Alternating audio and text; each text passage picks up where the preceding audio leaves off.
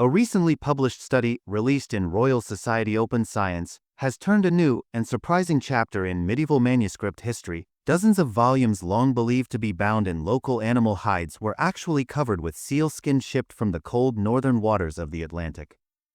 The collaboration between an international team of archaeologists, historians, and bioinformatics experts compared 32 French, English, and Belgian Cistercian monasteries' books, particularly those from the renowned Clairvaux Abbey in France's Champagne province.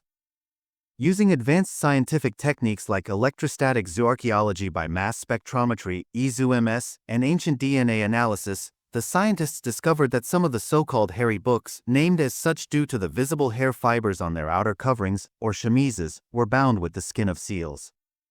The use of sealskin on manuscript covers was not completely unknown in Scandinavia and Ireland.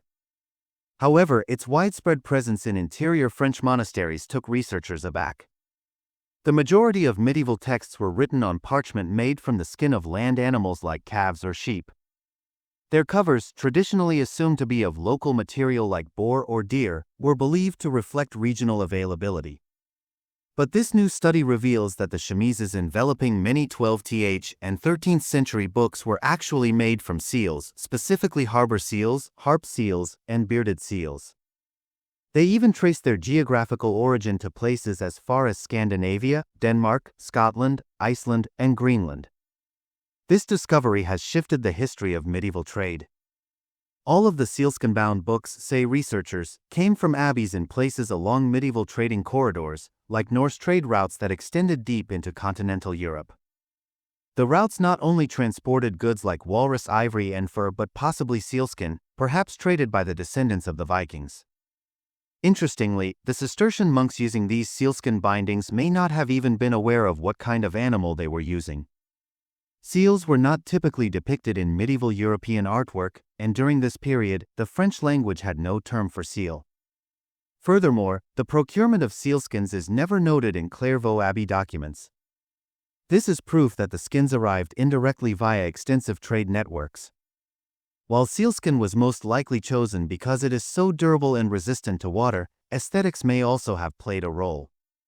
The Cistercian order, which broke off from the Benedictines in 1098, favored white or light-colored textiles as opposed to the brown of the Benedictines. Although the sealskins are now browned with age, they likely were pale, silvery colors when first used, more to the Cistercians' liking.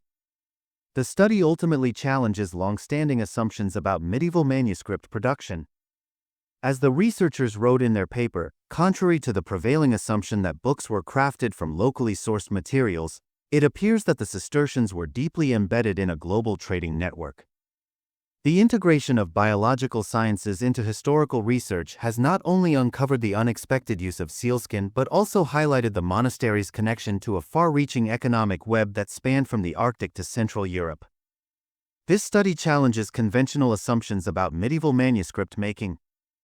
As the researchers wrote in their paper, contrary to the prevailing assumption that books were crafted from locally sourced materials, it appears that the Cistercians were deeply embedded in a global trading network.